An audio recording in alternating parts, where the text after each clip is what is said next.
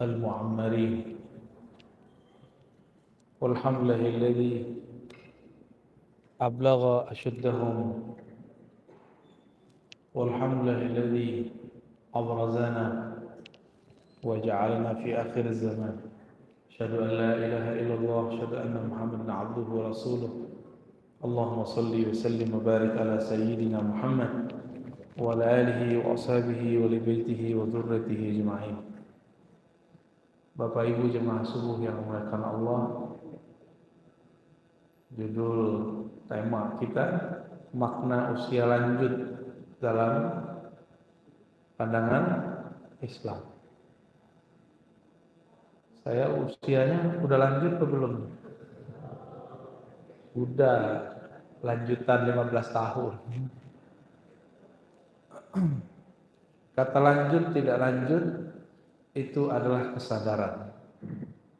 Karena banyak yang berumur 60 pun belum merasa 60. Yang sudah 40 pun belum merasa 40. Di dalam surah Al-Ahqaf Allah Subhanahu wa taala menyebutkan wasainal insana biwalidayhi ihsana hamalatuhu ummuhu kurha wa wada'athu kurha.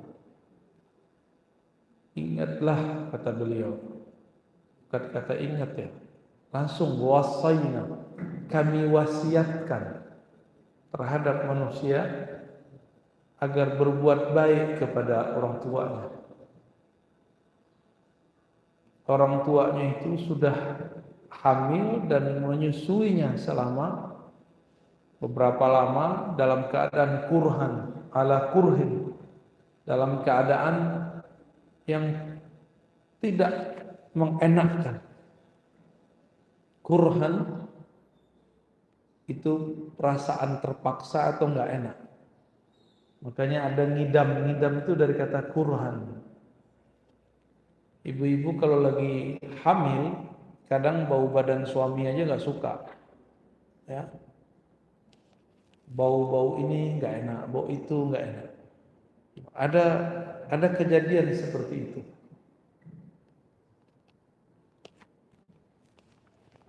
Udah nemu. Lalu setelah Allah mengatakan kata kurhan, disebutkan itu wa hamluhu wa fisaluhu 30 syahra. Umur dia jadi bayi, dibesarkan oleh orang tuanya, mulai dari hamil sampai disusui 30 bulan, 30.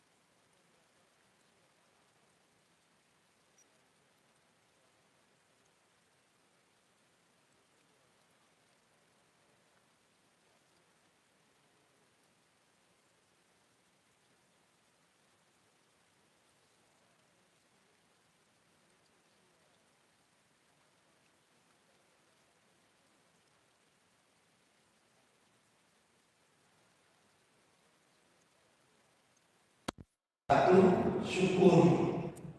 Dua, suka melakukan kebaikan untuk diri, keturunan, orang tua.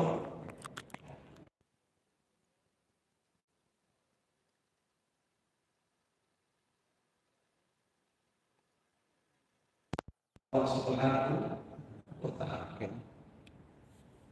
Itu adalah Allah aslihin fi dunia. Perbaiki aku dan keturunan. Jadi doanya nggak hanya untuk diri sendiri, tapi juga untuk keturunan. Kata aslih tidak hanya perbaikan dalam rezeki. Ini Bapak Ibu, mohon maaf banyak orang tua mendoakan anak cuma soal rezeki, lancar rezekinya, gitu. Cuma itu, tapi tidak mendoakan sampai urusan akhirat. Ayat ini menyindir kita semua. Apakah kita sudah benar-benar dewasa atau masih berpikir seperti anak-anak aja? Dan lewat waktu masih pulang-pulang, tak jelas kumpul-kumpul, ya. Belum ada karakter kedewasaan. Di dalam surat Yasin, wa man nu'ammirhu naqishu fil khalq. Sering baca ini. Siapa yang kami panjangkan umurnya, maka kami kembalikan penciptaan.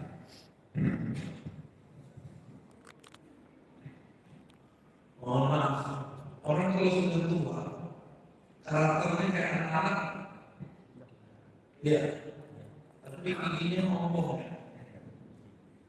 Anak kecil giginya belum tumbuh, lucu. Kalau udah tua, keriput, udah sepuh. Kalau anak kecil ngomong lucu, tapi kalau udah gede, ngomong kan. Tapi itulah faktanya. Waman nu'ammirhu naqishu fil khalq. Orang yang kami panjangkan umurnya, maka kita kembalikan karakternya seperti anak kecil. Gampang sedih, ya, gampang tersinggung, Anda cari perhatian. Nah, jika ini terjadi pada keluarga kita, orang tua kita, atau siapapun, itu secara harfiah normal. Memang begitu. Memang harus terjadi apa? Orang yang tua itu berarti karakternya. Bapak Ibu yang Allah, apabila di keluarga kita ada ayah, ibu, yang kemudian jadi rewel, kayak lain, tapi nggak lucu. Orang tua rewel, lucu kan? Orang tua pengen perhatian. Kenapa nggak lucu bagi kita? Karena kita belum merasa belum jadi tua. Coba kalau kita seumur, apa yang terjadi? Kita nyesel dulu tidak memberikan perhatian kepada orang tua.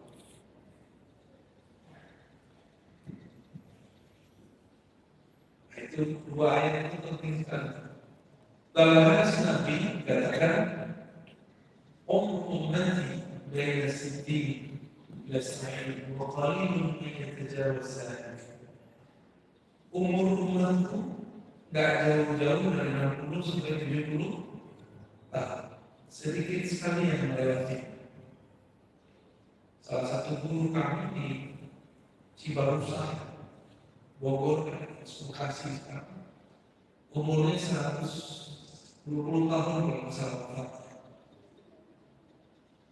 Syekh Abdul Haq Hamidi dulu ngajinya di Mekah.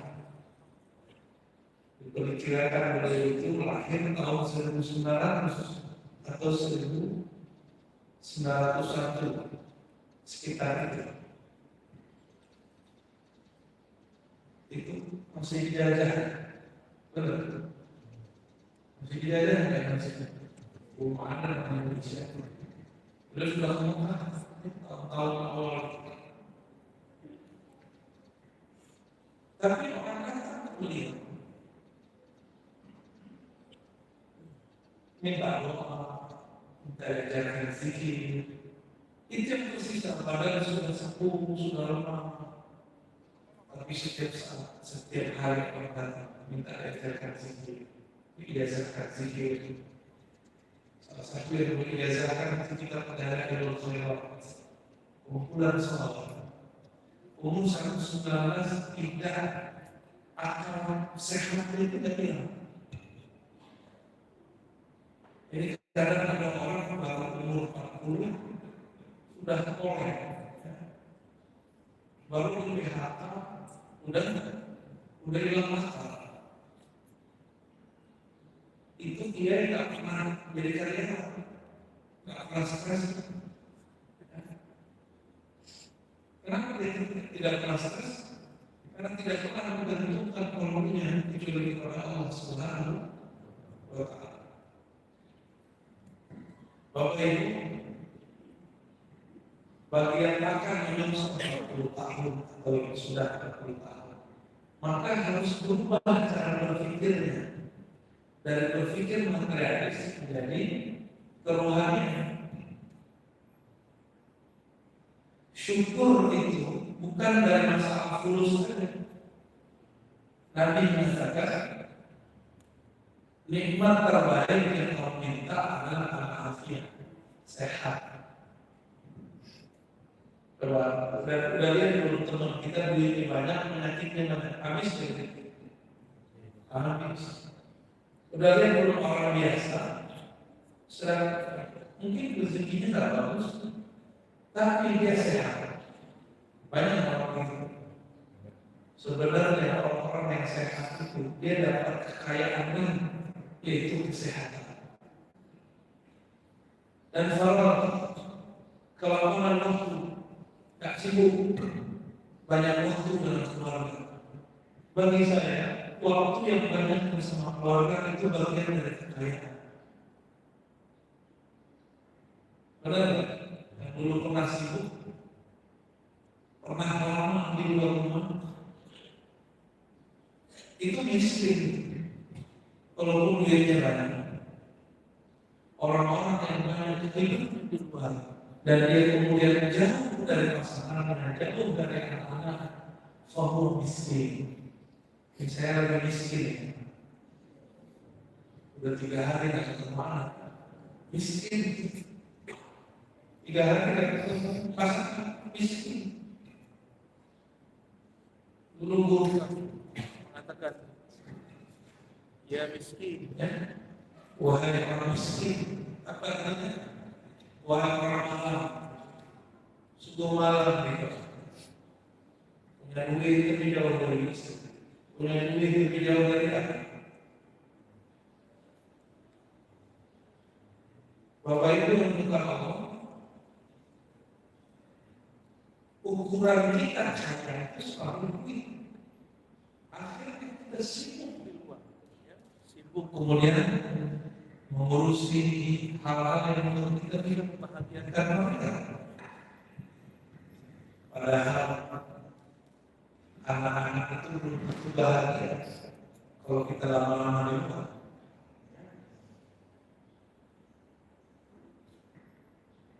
Maka adalah hadis Imam Bukhari, ni'matani maghbunun fihima katsirun minan nas. 2 nikmat yang kebanyakan orang luput menyadarinya, luput untuk mensyukurinya, bahwa itu adalah kekayaan besar. Apa itu? As-sihah wal faragh, sehat dan waktu luang yang banyak.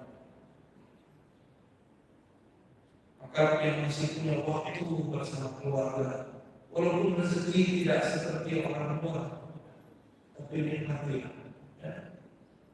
Dan orang Indonesia ini kan hidupnya paling santuy, benar ya? Corona nggak corona, santai. Maka tetap 3 kali sehari. Ya benar.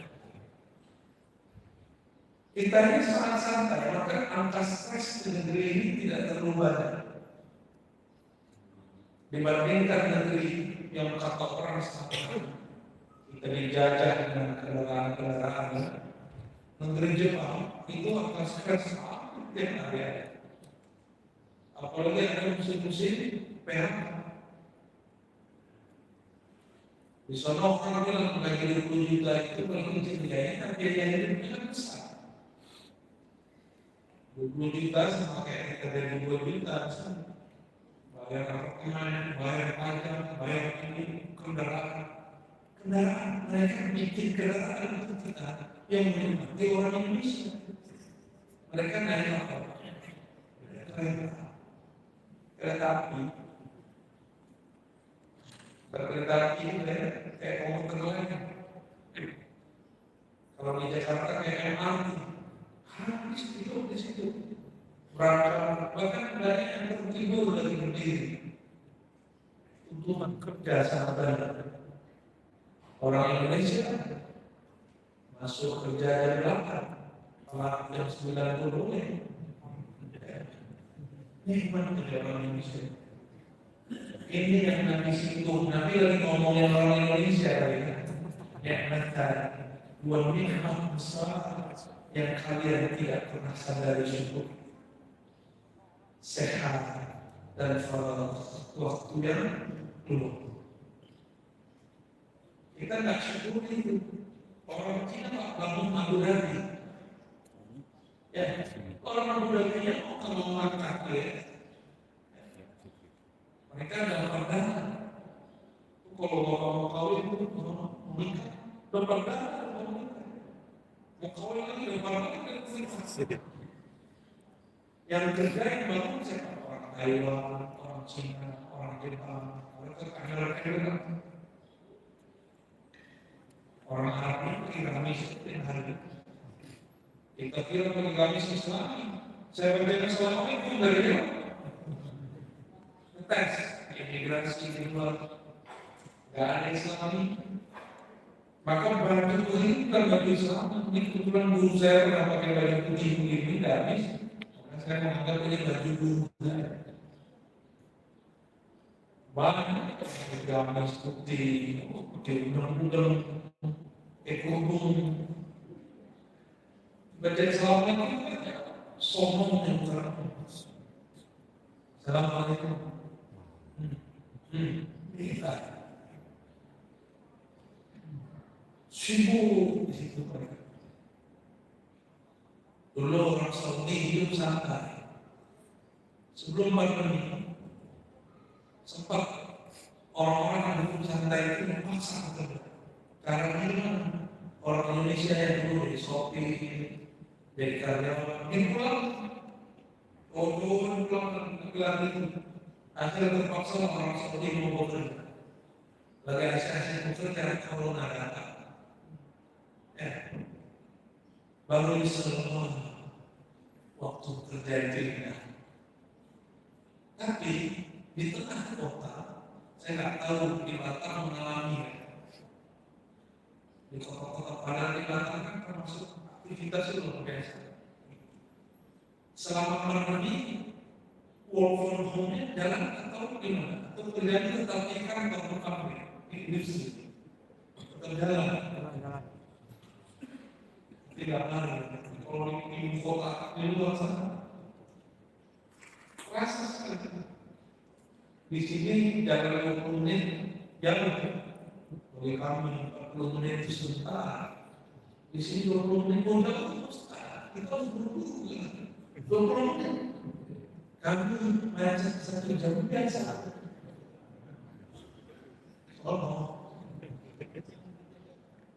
Ketika ada kerja ada rumah untuk nikmatnya bukan main. Mungkin duit tunjangan yang tidak sebanyak yang dulu. Nikmat dompetnya berkurang, tapi nikmat bersama keluarga, bisa sholat bersama di rumah, nikmat sehat, itu luar biasa. 11-12%. Inilah hadis ini yang jangan disadari orang. Kita bacakan ulang. Dua nikmat yang jangan disyukuri, dua nikmat yang bakal disesali. Nikmat sehat, nikmat waktu luang. Ini sehari-hari banyak yang nafsu makan, masya Allah, suka makan itu isi perutnya kambing, bukan kucing pak, sapi, apa itu namanya itu? Jeruan. Sesekali boleh apa? Apa yang kita makan di waktu muda, lalu jangan salahkan jika itu menjadi beban di masa tua. Dulu suka minum di masa muda, ya semakin mati, rusak saluran pembuangan air ketika sudah umur 40. Dulu di masa muda suka makan gaji, suka gaji sama gaji, beda hak sama nggak ada. Suka gaji sama suka makan gaji. Itu kan nggak baik sering-sering untuk darah kita. Tapi karena selera nggak bisa ditahan, makan tiap hari. Belum 40 tahun sudah kolesterol, hipertensi. Ditambah nggak mau mengamalkan sunnah Nabi, berbekal. Bukan. Ini saya mengimbau, terutama orang Sumatera, orang Batak, bekallah tiap bulan. Jangan cuma minum bir untuk membersihkan darah, menjaga, ini bahaya. Buang darah, gimana caranya dibekal? Karena makanannya itu santan-santan yang soal gulai cincang. Saya nggak pada ya suka mengkopinya suka berat. Nah itu cuma bisa dibekal, dipijat tidak bisa, dikasih obat kan, itu cuma bisa dibuang. Nabi Muhammad SAW setiap kali terasa berat bagian kepala belakangnya atau punggungnya, maka beliau berbuka. Imam Ahmad bin Hanbal, meskipun di hadis Nabi diberikan hari-hari bekal, tapi bagi beliau hari bekal itu bukan hari ABCD. Hari bekal itu hari mana punggung kepala terasa berat, langsung dibekal. Jadi Nabi mengatakan alaikum bisifai, hendaklah kamu berobat dengan cara dua hal. Yang pertama dengan bekal, yang kedua dengan madu. Ini madunya berapa? Madu asli atau palsu? Madu yang dibawa pulang minggu kalah ya. Kalau itu bikin kepala tambah pusing ya. Sungguhan orang Indonesia banyak hutang di negeri ini, tapi madunya impor. Ya, tubuh kita itu cocok dengan hasil negeri ini. Tapi kalau mungkin sudah pernah ke luar negeri, cocoknya mengambil apa? Jangan senyum-senyum, kayaknya salah paham. Kepada kawan-kawan saya, sahabat-sahabat dan juga adinda yang masih muda, mulai makan yang sehat. Mulai kalau setiap bulan itu bekal. Kami kawan-kawan di Ribat yang ikut majelis, itu semua wajib dibekal. Laki, perempuan, ikhwan, akhwat, bekal wajib. Kenapa? Ternyata Rasulullah SAW ketika Mi'raj, Jibril pernah mengatakan, ya hai Muhammad, sampaikan kepada umatmu agar mereka berbekal. Maka Imam Ibnu Qayyim menyebut bekal itu pengobatan langit, asy-syifa as-samawi, pengobatan dari laki. Ya, coba kepala berat, itu beres. Tapi kalau berat di sini, nggak bisa ikut. Kalau di sini itu satunya harus diisi. Tapi kalau di belakang sini berat, satu tebal, satu tipis, keluarannya pakai alat kotak. Nah, coba dirutinkan dari sekarang. Rasakan nanti kalau umur 40 atau yang sudah di atas 40, rasakan tiap hari, tiap bulan. Punggung kita terasa tidak capek. Ya. Ayah anda saya umur 66, 67 mau vaksin, biasa orang anak, orang minum suka teh talu, suka rendang, suka gajebo. Karena suka gajebo dia tidak ada rasa. Itu tensinya 220. Mau vaksin diizinin nggak dokter? Dokter bilang udah bukan. Ingat saya bilang bulan katanya di Mekah. Maka di Mekah yang hari itu besok datang lagi langsung turun normal seperti orang biasa 120, 130. Di Mekah bikin dulu, dibuang dulu darah. Dikasih obat nggak turun, tapi kalau di Mekah turun. Itu luar biasa. Jadi mau kita vaksin berapa kali atau yang penting aja di Mekah keluar tidak. Orang beberapa vaksin itu bikin udah tenang aja. Ada pengobatan Nabi Muhammad Sallallahu Alaihi Wasallam. Bapak Ibu yang bukan Allah, satu kali ada dua jenis orang datang ke Nabi musim puasa. Yang satu orang yang sudah sepuh datang dia Rasulullah, bolehkah aku jika berpuasa lalu peluk-peluk istri, bermesraan dengan istriku? Kata Nabi, nah boleh. Datanglah anak muda baru menikah, minta izin, ya Rasulullah, bolehkah aku bermesraan dengan istri? Nabi Muhammad tidak boleh. Oh ternyata ini darahnya sudah lemah, ini darahnya masih sekok. Kalau orang makan apa nanti kan harus bayar kafar. Puasa 2 bulan berturut-turut atau cari budak. Zaman sekarang cari budak apa? Atau makasih makan 60 orang miskin. Namanya kafar, menebus kesalahan. Berarti kan ada persoalan di dalam itu, Bapak Ibu. Jadi tanya Bapak Ibu, mau nikah? Tapi kalau yang sakit segera mau nikah lagi.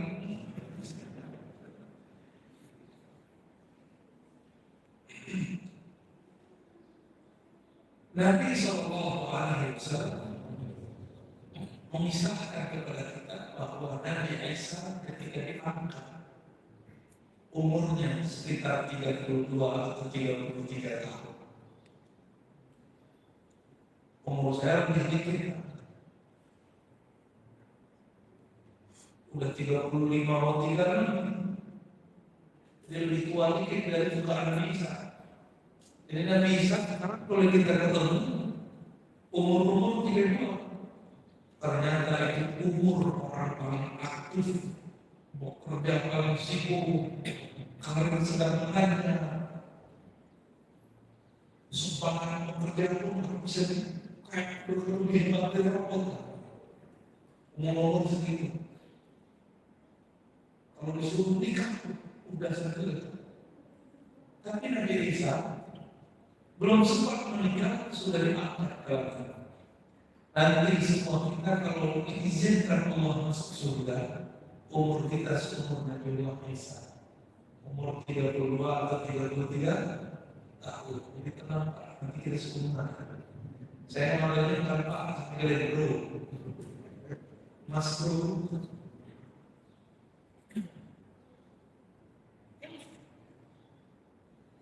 Satu laki-laki di bumi boleh menikahi empat istri. Di akhirat jangan kata istri, 1000 istri yang boleh. Pernah bu, nggak ada di situ. Cemburu nggak ada. Cemburu nggak ada. Yang cemburu nggak masuk surga. So, maka mumpung masih mulai cemburu ada di sini.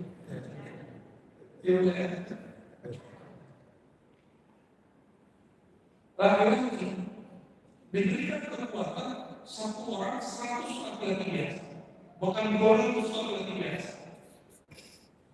Kalau satu laki-laki boleh dikali hampir Pak semangat. Kalau sekarang semangat Pak, barang aku.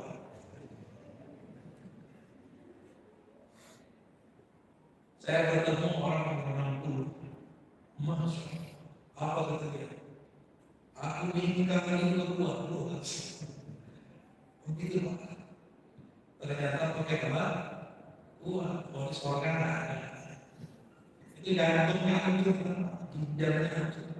Pernah tidak orang, mohon maaf, lagi asik-asikan melakukan hubungan spesial yang ada tahu pasangannya bukan mati. Karena minum obat itu urusan makaman. Makaman yang badannya sehat, badan sehat dalam mengenal. Insya Allah laki-laki ini memaaf ibu-ibu. Laki-laki ini tidak ada menopausnya. Menopausnya kalau seluruh kan full, kalau seluruh itu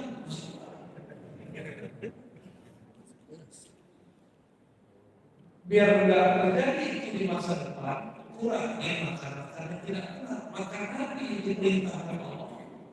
Kulu makanan yang mana? Yang halal dan thayyib. Tidak cukup halal, harus benar. Jadi itu kemarin kita ke Imam Pak Haji dihidangkan makanan. Katanya namanya boleh. Namanya itu. Tapi nggak bisa dipakai pas Nabi. Apa namanya benar? Bakar. Kalau di Jawa bakar itu kan tidak yang sup. Di sini udah bakarnya masalah. Kuahnya lebih masalah. Santan itu kalau badannya kurang-kurang sehat langsung naik dari sini. Enggak tahu ini. Maka itu kami berkata dokter, Pak, jangan makan ini. Tapi biasanya kalau dokter yang ngomong Bapak itu terima ya. Kalau Ustaz ngomong terima. Allah mengatakan kalau makan makanan halal, thayyibah jangan cuma halal, thayyib juga. Kerupuk, bukan suri kerupuk. Benar? Pas dingin, kempes, masukin celupin berkuah kempes. Dia halal, tapi jangan banyak-banyak. Saya mau tanya, ini kalau ada dokter, nasi itu thayyib dimakan sering-sering. Ternyata satu sendok nasi kita, bukan nasi biryani, nasi kita ini glukosanya tinggi. Satu sendok nasi sama dengan satu sendok gula.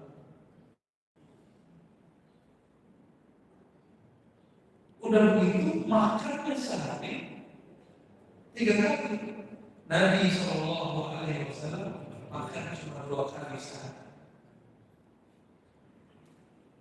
Paginya sarapan Rasulullah pakai kurma. Kita masih minum kurma. Mungkin pisang, mungkin buah. Tinggal disesuaikan dengan tubuh kita. Bapak Ibu ini kalau ada kurma kan jadi kue. Tidak ada. Silakan dimandikan Ustaz. Udah kayak kue. Apalagi ada kurma maju. Kurma yang secara fisiknya tidak enak, tapi secara toiletnya sangat enak. Cocok untuk bapak ibu yang sudah melambung gula bertahun-tahun. Ulangi hasilnya akan itu. Kurma ajwa. Tidak semua kurma juga. Ada kurma yang gula bahkan lebih dahsyat daripada nasi. Apa itu namanya? Sukari. Dia halal tapi tidak toleran. Bapak Ibu, di umur yang sudah di atas 30, 40, 50, 60, coba kurangi tahunan gula. Bapak Ibu ini sudah nangis-nangis. Wajahnya sudah klinis-klinis. Udah manis, udah kurangi. Karena itu tidak toleran. Jika itu saja kita kurangi, apalagi khamr, tua, apalagi narkoba, ya, yang halal narkoba ini nggak makan makruh, apalagi makan meminum sesuatu yang diharamkan oleh Allah SWT. Di dalam surah Al-Maidah ayat 45, ya, disebutkan bahwa Allah hanya menghalalkan yang thayyibat. Yang dihalalkan Allah thayyibat. Uhillat lakum, dihalalkan bagi kalian sesuatu yang sifatnya thayyib, baik. Jadi Allah itu tidak pernah mengharamkan sesuatu kecuali di dalamnya ada sesuatu yang tidak thayyib. Maka diharamkan babi, diharamkan.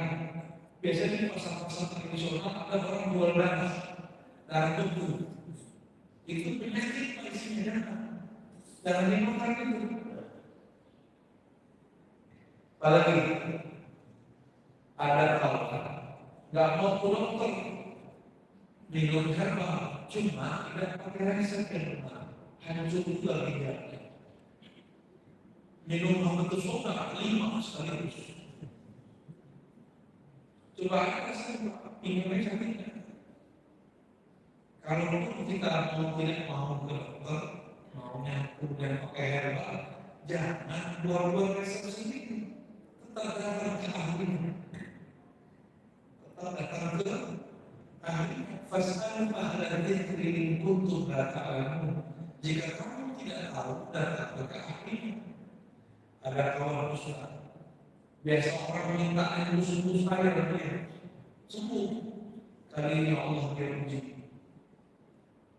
diuji kawan sakit. Ketika sakit enggak mau datang ke dokter. Apa kata dia? Apa kata orang? Itu orang sembuh bukan urusanku.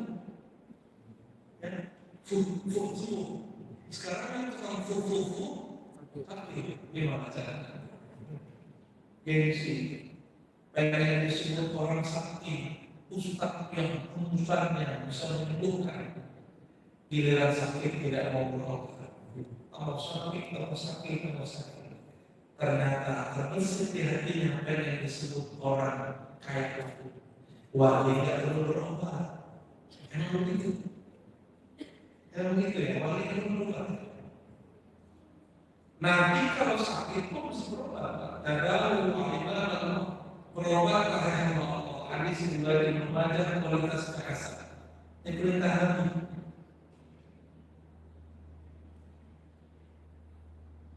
Inilah yang dikatakan dalam Al-Hikam bin Mu'ta'ilah As-Sakandari. Ada namanya syahwat yang zahir, ada syahwat yang tersembunyi.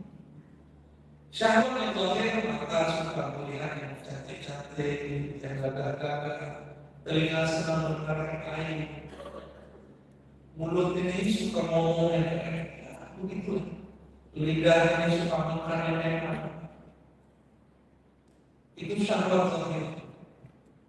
Badan, tangan, itu semuanya suka syahwat yang zahir. Keinginan zahir. ternyata ada namanya keinginan-keinginan yang tersembunyi, syahwat-syahwat tersembunyi, ingin disebut mengamalkan sunnah. Maka dia minum herbal aja nggak mau ke dokter. Padahal kalau nanti hidup hari ini kira-kira nanti membolehkan nggak ikut ke dokter, ikut para dokter, betul nggak? Gimana ya kira-kira? Saya mau cek, ada yang ngerti sejarah Mekah nggak?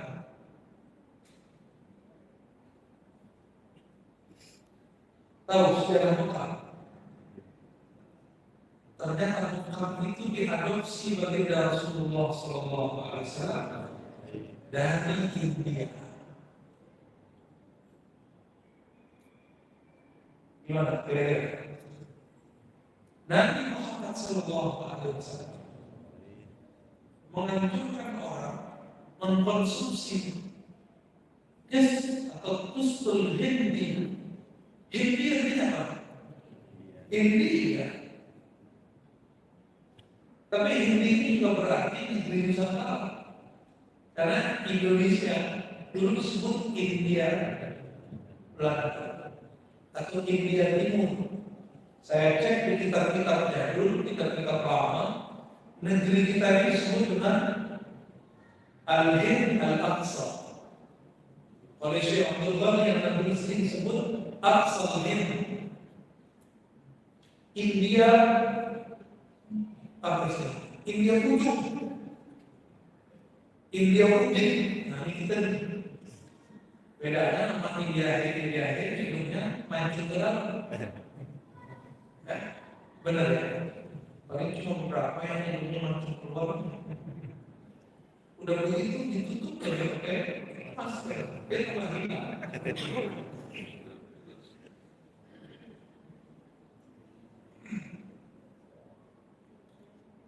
Binar, ini bukan disangka. Binar itu transaksi, alat transaksi yang digunakan Rasulullah SAW mengadopsi apa yang sudah dipakai oleh orang Romawi Persia. Berarti Nabi ini terbuka orang. Boleh kita menghidupkan kembali Binar? Boleh. Tapi sekarang tidak ada alat tukar baru.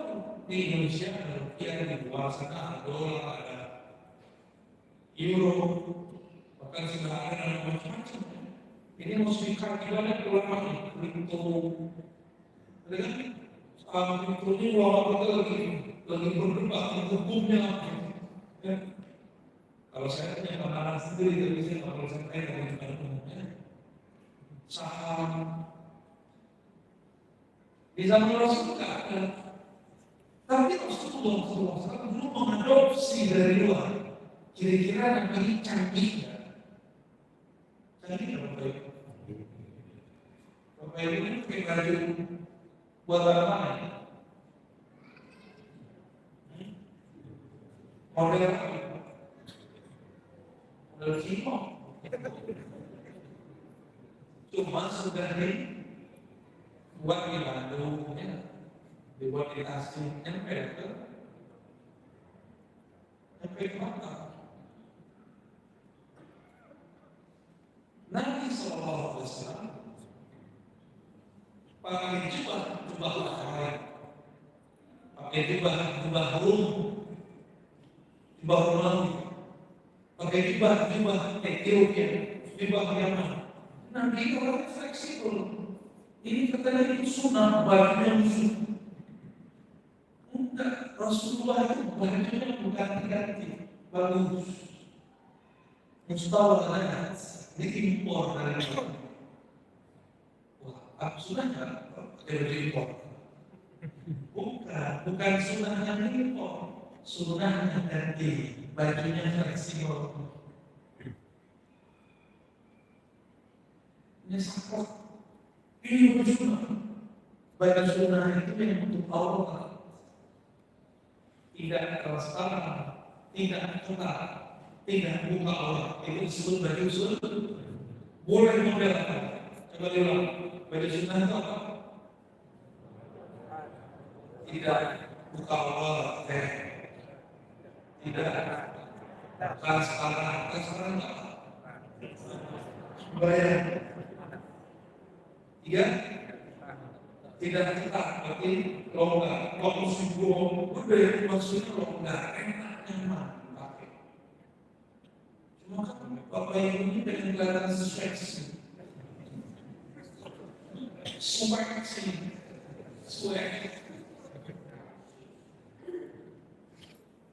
Apa lagi? Udah. Kepada orang tidak buka Allah, tidak transparan, tidak benar. Ini dan benar. Berulang ini 4T dengan 4T. Tidak buka Allah, tidak transparan, tidak benar.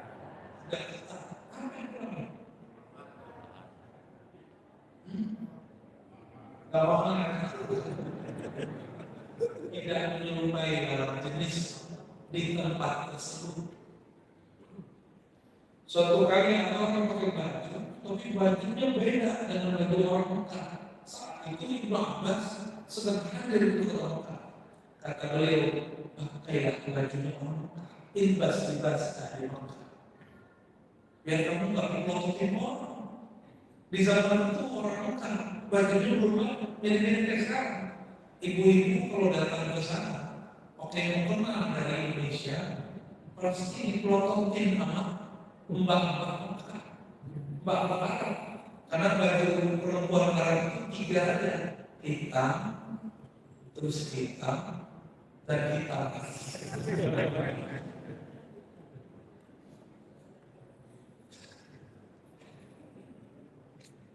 Dulu saya kan istri saya di hotel, di bawah tower itu, dia pakai mukena lagi, warnanya itu tapi ada motif batik. Pas kita lihat foto di kamar cewek-cewek Arab, saya udah PM, mas bikin message kita dipakai mereka. Dan mereka berarti mukena kita, kok bagus ya? Saya baru sadar ketika kita ke Turki, orang bapak, uni-uni, ibu-ibu ini kan senangnya jilbab ala Turki.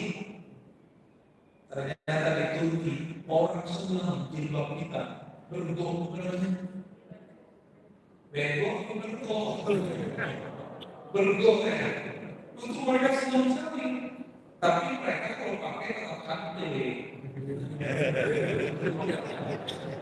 Kalau kita udah pakai jilbab mereka, tetapnya hidungnya bagaimana? Muka nggak tirus-tirus juga. Ya begitulah nikmatnya Allah berikan kepada kita. Berdoa dari dulu di sini disuruh bisa 5 kali lipat. Kalau saya ada rasa. Bapak Ibu bukan Allah. Di Turki laki-laki pakai kopiah dan masjid aneh. Cuma imam masjid pakai serban. Orang biasa di luar itu enggak. Itu dilarang kalau pakai tutup kepala. Kalau di kampus-kampus, di kantor-kantor, itu dilarang keras. Itu maulid itu diatur. Nggak boleh bikin maulid kalau ada izin. Di Indonesia, maulid tiap hari, 40 hari, 40 malam boleh. Benar nggak? Nikmatnya ikutnya. Saya nggak tahu di jiran kita gimana. Apakah maulid boleh tiap hari? Mungkin boleh, tapi jangan berisik-berisik dalam tutup jalan. Di Indonesia itu boleh tutup jalan. Kalau polisinya larang, misalnya polisinya ditutup. Dasar itu orang Indonesia. Santai, tapi sedikit diganggu pesantrennya. Bisa mereka beringas langsung. Pak polisi yang kemudian harus mundur, teratur. Hidup negeri pada santai, al-falah. Maka saya menerjemahkan ni'matan, dua nikmat yang dalam urusan dan syukuri. Al-farah, nikmat santai, dan nikmat itu ada di diri kita. Udah pandemi ini kita masih santai. Karena santai itu muncul imunitas yang kuat dalam badan. Kalau tegang, masya Allah. Masih kan nggak jalan-jalan tegang awal-awal. Justru orang sakit itu karena dia tegang.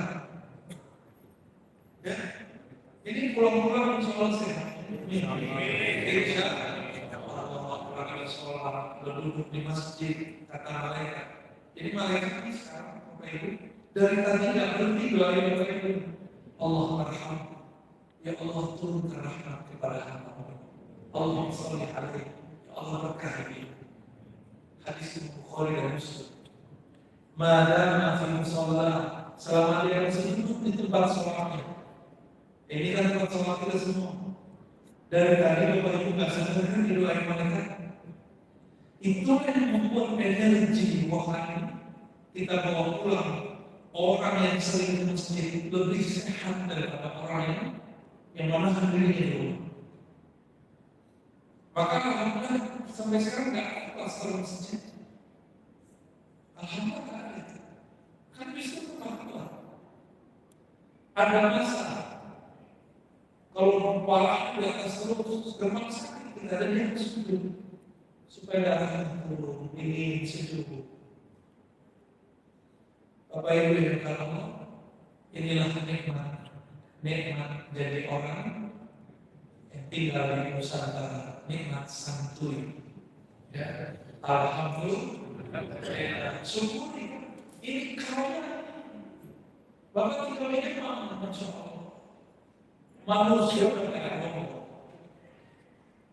Kalau manusia, maka orang Jepang itu buat film,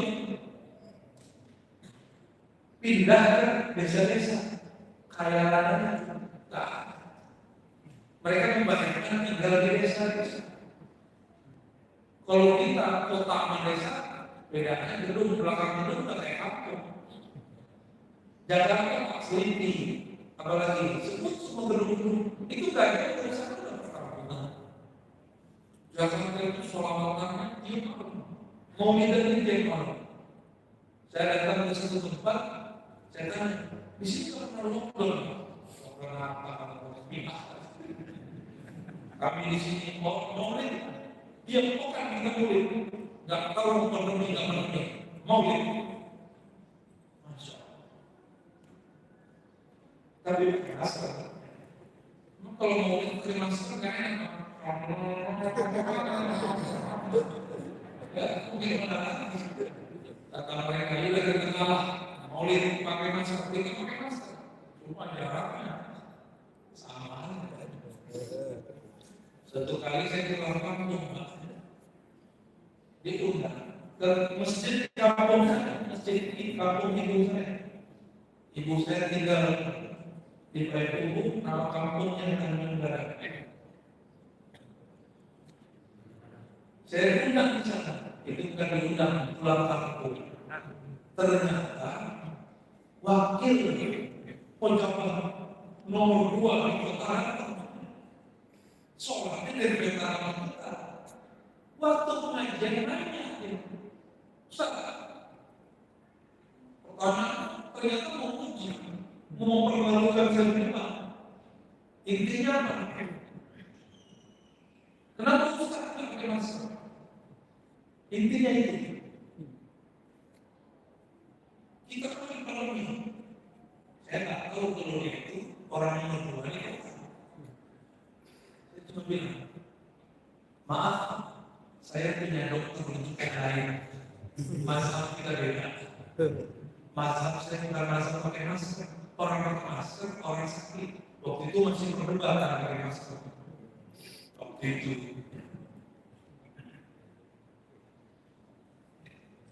Habis itu dia bilang, mau pulang minta sama mana? Orang lagi sosialisasi minta sama. Tapi begitulah, jadi ternyata kita ini ikut protokol. Cuma nutup hidung. Saya yakin itu maskernya udah umur hari-hari ini nggak sehat. Terakhir yang mau saya sampaikan sesuai dengan makna usia bagi imam-imam dan ahli rohani, umur itu bukanlah setahun 2 tahun. Umur itu kullu nafasin tatanafas bihi. Setiap nafas yang kau hembuskan, itulah umur. Yang pernah karena corona terus saturasi oksigennya bermasalah, kurang dari sadar, ngap-ngapan, benar. Itu kalau masuk arah ya. Padahal ini sebagian ada yang sudah alumni lulusan COVID, RC, saturasi oksigen berapa? Oh enggak cek, shocking, tapi sempat lemah. Akhirnya kalau dicek oksigen masalah. Dosen kami, guru besar kami, Ibu dan Zainal, Profesor Dokter, mengalami itu. Dicek semua rumah sakit, di Ciputat, di Jakarta Selatan, dan penuh semua. Belum ada di perjalanan, mungkin di situ beliau lewat. Saya nggak ingat ceritanya, tapi yang penting saturasi oksigen itu terjadi. Berarti memang ada virus. Walau alam saya itu kata orang virus itu mukanya, kepalanya kayak apa itu ya?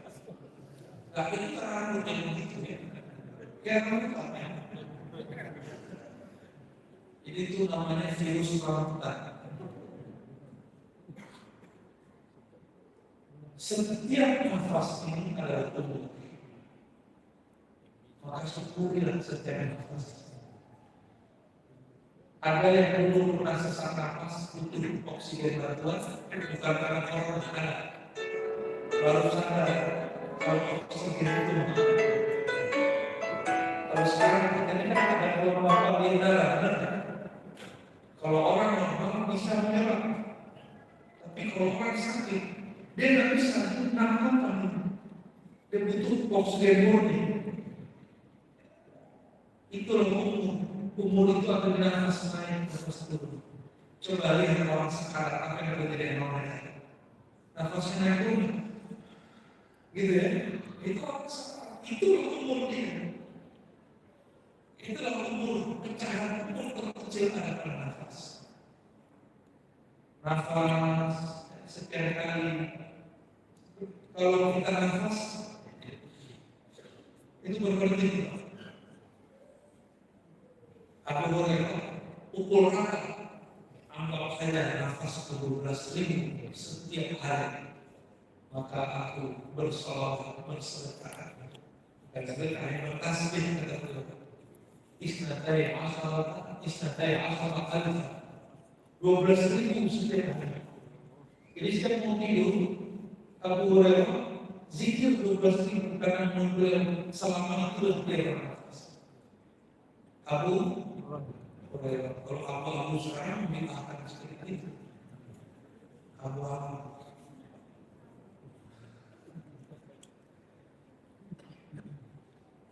dengan ini maka kita syukuri umur yang ada. Semoga kita termasuk ke dalam orang yang balagha sudah wa balagha arba'in sana, yang sampai umurnya balik cukup 40 tahun matang. Dan dia mengatakan Rabbi kauzi'ni an ashkura ni'mataka allati an'amta 'alayya. Ya Allah, bimbing aku, limpahkan rasa syukur ke dalam diri. Doa kita syukur, ya. Di setiap hari maka coba doa, ya Allah, bimbing aku bersyukur nikmat. Bahasa Arabnya auzi'ni an ashkura ni'mataka. Ya Allah, bimbing aku untuk bisa bersyukur.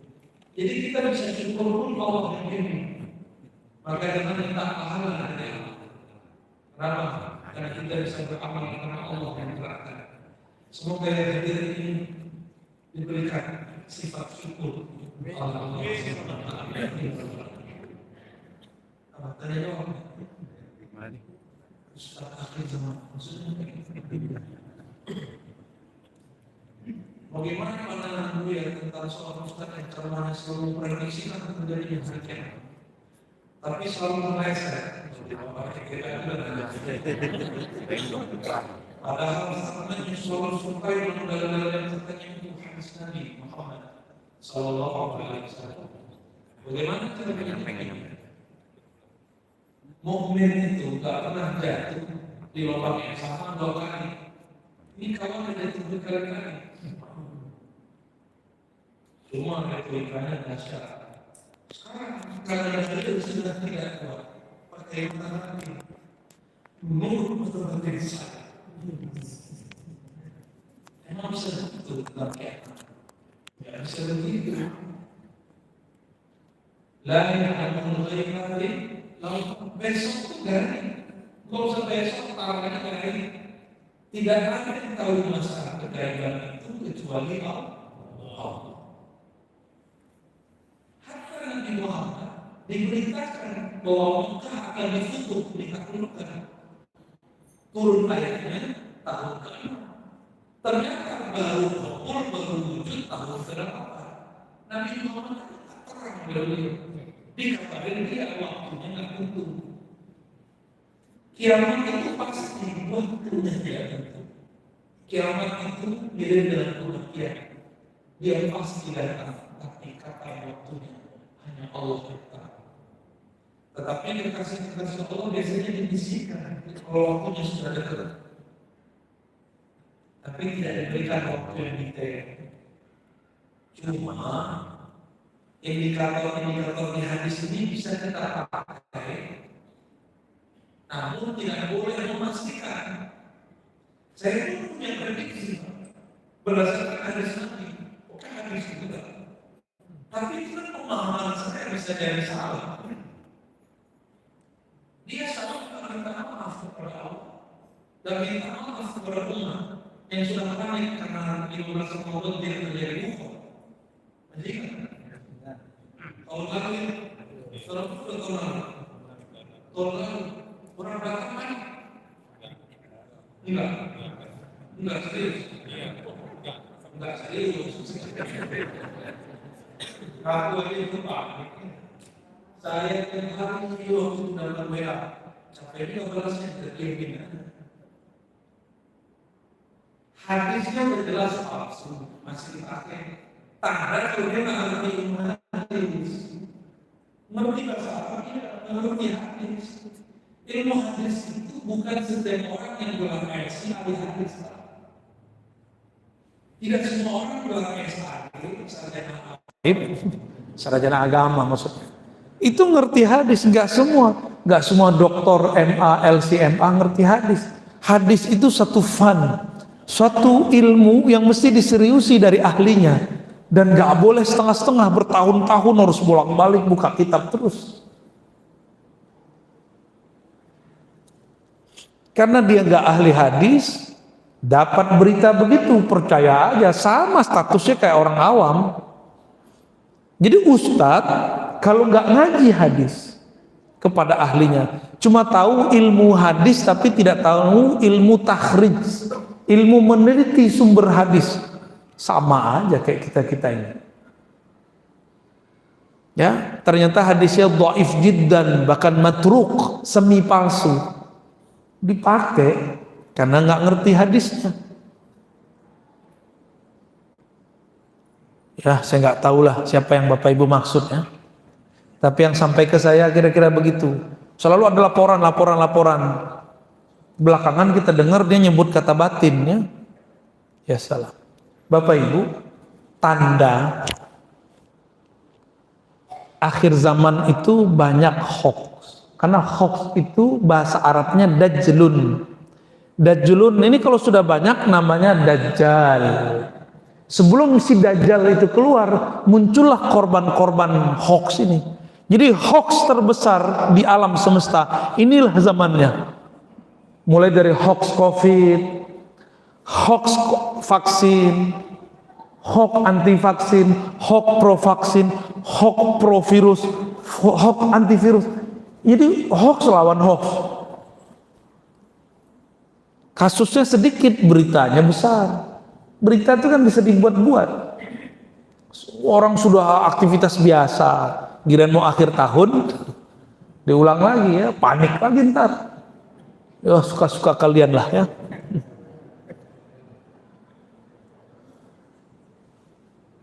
Jadi sepertinya sekarang begitu, hoax dilawan hoax. Kalau hoax lawan hoax ini apa? Hoax. Gak enak banget. Jadi tidak semua orang pakai dalil pemahamannya benar, ya. Siapakah Dajjal pada waktu kecilnya? Nggak ada KTP-nya soalnya, ya. Dajjal waktu kecilnya bernama Musa bin Sam'un. Musa itu artinya son of water. Ibnul Ma, bocah air, anak air. Itu arti daripada Musa. Maka ada dua Musa dalam sejarah Al-Quran. Ada Musa Samiri, ada Musa bin Imran. Musa Nabiullah, Musa La'natullah. Ada dua. Jadi nama kecilnya Dajjal apa? Musa. Makanya Nabi Musa ketemu Musa, nggak manggil Musa, manggil nisbatnya Samiri, karena dia dari kampung Samara si Dajjal ini. Ma khatbuka ya Samiri, ada apa kamu wahai Samiri? Dia nggak bilang Musa, kan Musa nama ini dia. Ya. Apa kaitannya dengan surah Al-Kahfi yang faedahnya menjaga pembacanya dari fitnah Dajjal? Bagus ya. Banyak yang bingung, apa hubungannya Al-Kahfi sama Dajjal? Dajjal itu raja hoax. Hoax yang paling parah adalah hoax tauhid. Nanti ada masa paceklik. Kalau mengikuti sejarah Nabi 3 tahun, mungkin nanti juga 3 tahun. Baru dia keluar. Saat dia keluar lamanya 40 hari. 1 hari sama dengan setahun. Berarti rasanya berapa tahun? 40 tahun. Lama atau sebentar itu? Saya aja belum sampai 40 tahun. Udah lama sekali hidup rasanya. Mau kembali ke masa kecil udah gak bisa. Udah punya anak kecil.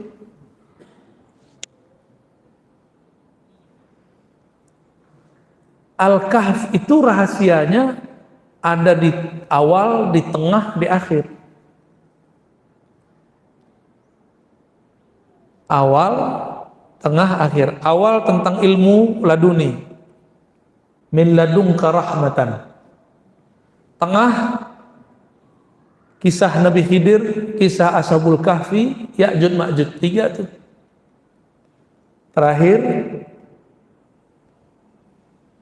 tentang syirik. Wala yusyrik bi ibadati rabbih ahada. Ternyata itu inti daripada surat Al-Kahfi. Tidak menyekutukan Allah dengan siapapun. Nanti Dajjal keluar, awal-awal dia mengaku sebagai wali, lama-lama jadi nabi, lama-lama jadi Tuhan. Nah, nanti karena air tidak turun, dia turunkan hujan.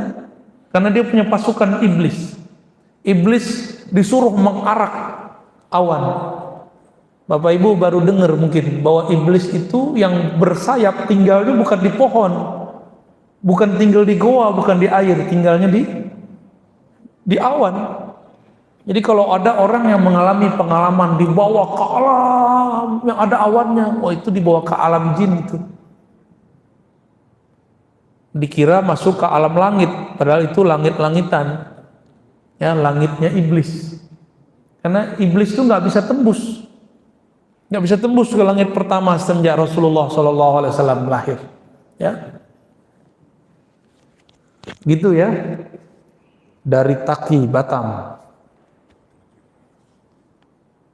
Ada dua nih. Zikir bagaimana yang dapat membuat hati kita lebih dekat kepada Allah?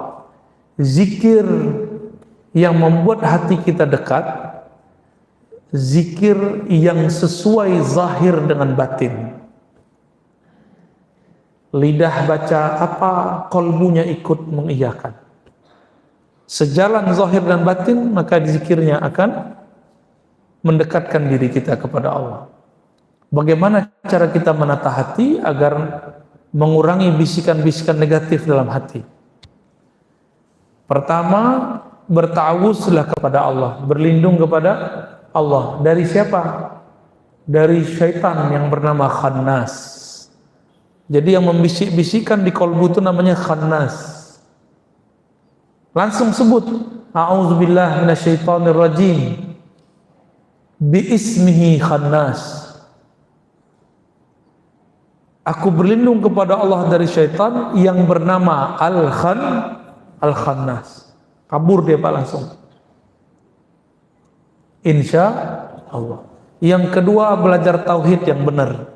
Yang ketiga, belajar fikih jangan terlalu ketat, karena belajar fikih terlalu ketat membuat was-was. Belajar fikih itu yang santuy, ya, yang bisa kita bermanuver. Mazhab ini kan banyak, tinggal dipilih mana yang relevan untuk zaman ini. Bagaimana cara mendapatkan kolbu yang muttaqin? Dimulai dari awal ayat. Alif lam mim dzalikal kitabul la raiba fi. Supaya kolbu dapat rahasia takwa, hilangkan raib. Apa arti raib? Ragu, jangan ragu kepada Allah. Yang kedua, hudan lil muttaqin. Quran itu petunjuk. Petunjuk itu bagi orang bertakwa. Takwa itu kata Nabi ada di dalam dada. Maka carilah ilmu tentang yang di dalam dada ini. Bukan cuma ilmu berpakaian, ilmu zahir, tapi ilmu tentang rohani. Bagaimana cara hidup agar bisa husnul khotimah? Oh, maksudnya apa nih? Bagaimana cara hidup agar bisa mati husnul? Sebelum tidur, buanglah semua kebencian. Bangun tidur, tumbuhkan rasa cinta kepada Allah, Rasulullah, dan semua makhluk. Itu aja. Mau yang ringkas kan? Kalau memang banyak ada lagi. Yang banyak baca la ilaha 70.000. Pasti nggak mau. Apakah boleh nama ruh diketahui? Boleh diketahui, cuma yang tahu nama itu cuma wali-wali Allah yang pangkatnya disebut Al-Ghaus. Tapi orang lain boleh tahu, ya. Cuma yang memberitahu siapa gitu. Karena banyak juga orang menyebut nama ruh, tapi nama-namanya kok nama-nama Jawa, nama-nama Melayu. Disebut nama gaib lah, nama ruh lah. Ya. Namanya Wicaksono, nama batin saya Wicaksono. Lah, itu bukan wali itu yang ngajarin tuh ya. Karena wali pasti Arabik ngomongnya. Ya, karena bahasa surga itu bahasa Arab. Walaupun hadisnya dhaif, tapi adakah yang lebih mulia dari Quran? Ada nggak? Nggak ada. Ya Quran bahasa Arab, berarti di sono bahasa Arab. Cuma bahasa Arab sono lebih dahsyat dari sini. Malaikat-malaikat itu pakai bahasa Quran, tapi bahasa Quran yang masih murni, bukan bahasa Arab sekarang ane ente, ya, kif halak, mush, zayab, nggak gitu-gitu, tapi bahasa yang masih murni di sana. Baik, sudah suruh, sudah 6:06. Semoga yang hadir kita ini semua ditetapkan di sisi Allah menjadi hamba yang bersyukur, hamba yang husnul khatimah, hamba yang di kalbunya tidak ada kebencian kepada hamba-hamba Allah. Allahumma rzuqna hubbak. Ya Allah, berikan kami cinta kepada Engkau. Tumbuhkan rasa cinta dalam batin kami. Ya Rabb, yang maha mencintai, yang maha mengasihi. Di dalam kalbu kami ada kebencian, ada kekesalan, ada dendam. Maka dengan Rahman Rahimmu ya Allah, hapuslah semua keburukan-keburukan itu. Ya Rahman, Ya Rahim, irhamna. Ya Allah yang Maha Rahman, yang Maha Pengasih, Maha Penyayang, sayangilah kami yang hadir. Sayangilah orang tua kami, guru-guru kami, anak-anak kami, keturunan kami, orang-orang yang berbuat baik kepada kami. Allahumma ya muqallibal qulub, wahai yang membolak-balik hati, tetapkan hati kami dalam cinta kasih-Mu, tetapkan hati kami dalam agama-Mu, tetapkan hati kami mengingat Engkau. Rabbana atina fid dunya hasanah wa fil akhirati hasanah wa qina adzabannar. Wa sallallahu ala sayyidina Muhammad walhamdulillahi rabbil alamin. Assalamualaikum warahmatullahi wabarakatuh.